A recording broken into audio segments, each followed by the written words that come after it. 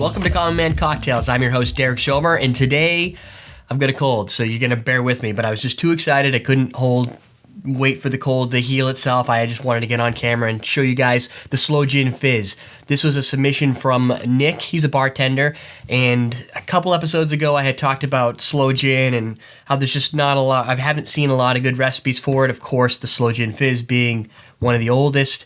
Figured I'd try and really get into Sloe Gin. For this episode and the next episode to come, there's a little Sloe Gin. So let's talk about this. This was the Sloe Gin Fizz. What I understand is the first reference was in 1887 to the Fizz. This was from a Jerry Thomas, The Bartender's Guidebook. And then in 1949, the Sloe Gin Fizz was referenced. So whether there was a fizz and then there was a Sloe Gin Fizz, there's different fizzes. We're going to stick with this one. This is the primary ingredient, Sloe Gin. And for our fizz, we're going to use some club soda. You can use seltzer if you want. I probably wouldn't do a flavored seltzer. That might be a little weird. So let's really get into this. Now there's two other things actually. We have this. This is my slightly ghetto simple syrup. The other option is you can use a teaspoon of sugar, which is about what you get if you get these little things. We use them for our coffee, drop them in there in the morning, really fast and speedy. So as a Common Man Cocktails option, you can dump this in and be done with it, but I highly, highly suggest you make some simple syrup. It's really not hard. You take a cup of sugar and a cup of water, you boil them, you get them all so the sugar dissipates into the water, and you've got this. You could do 2 cups if you want. Just keep the ratio equal. You could do half a cup, half a cup. This is a full cup. A lot of sugar, but we're not going to use it all. We're going to use a ½ ounce for this recipe. We're going to use half a lemon. We're just going to crush it right into the mix. And let's see, that's about it. So let's get started. Put this off to the side. We're going to put it into a highball glass. We're going to be getting Collins glasses, thanks to Andrew, who sent me a link to a store that actually sells 4-packs, 8-packs, 16-packs of Collins glasses. I'll link that up if you go to everydaydrinkers.tv, and you can go out and buy them if you want some Collins glasses as bad as I do. Well, right now we're just going to use the highball because I just ordered them on the weekend, and apparently they don't ship on the weekend or work. So it's going to do 2½ ounces of the Sloe Gin. This is the biggest part of the recipe, so there's a lot of it. Now this is some messy stuff. No more messy than any other liquid, but you can see it when you spill it. That's 2. Yeah. See? That's a half. Bam. Let's throw in we're just going to crush the lemon right in there. Now, if you want to, you can use a lemon squeeze. I just got lazy. It's a little messier, but you know what? It's all worth the work, trust me. Now we're going to do let's put a cover on this. That would be unfortunate. We're going to do a ½ ounce.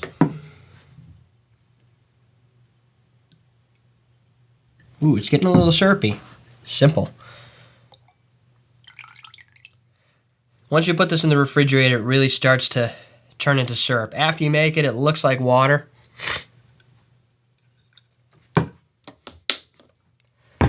There you go. That's our main ingredients. We put, of course, after you shake it, that's when you do the club soda.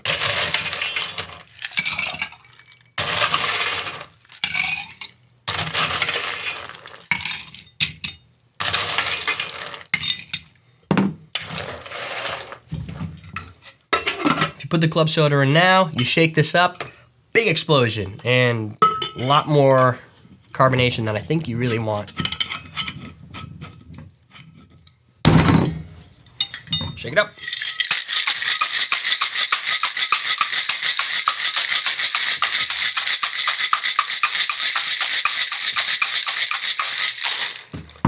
Lean back to try and take the loud shaking away from anybody who might be wearing a headset, as it's painful.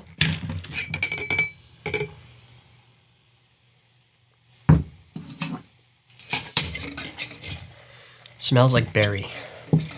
Let's ice that up. Nobody wants a warm glass.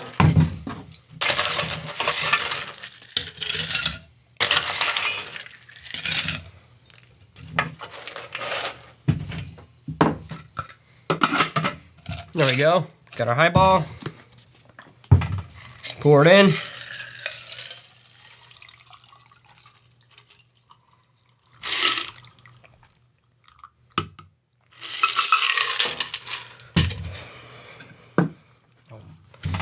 We're going to splash this on top.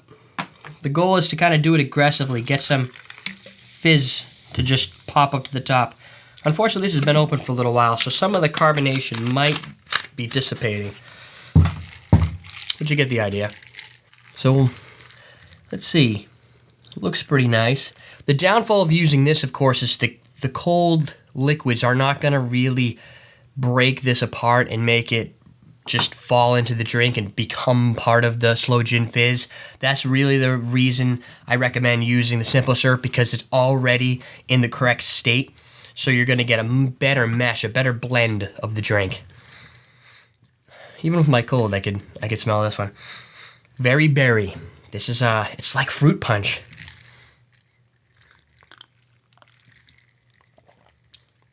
Oh, it's very tasty.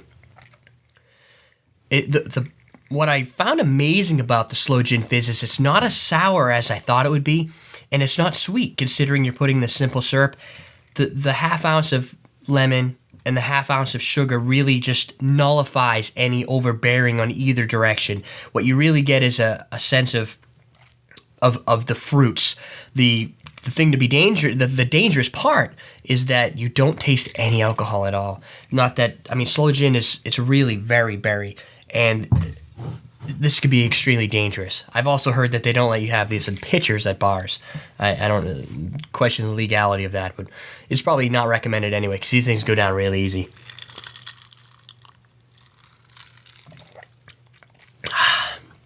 I want to thank Nick again for the recipe. He had used the sugar in its solid form. We found a couple other recipes. I think the Joy Mixology that has this recipe with the simple syrup. Definitely, I think that's the best way to go for this one. I highly suggest you try this. It's so good. This is the Slow Gin Fizz. Oh, you know what? Check us out on iTunes and just search for Common Man Cocktails. Also go to everydaydrinkers.tv. Anyway, we're teaching you how to drink.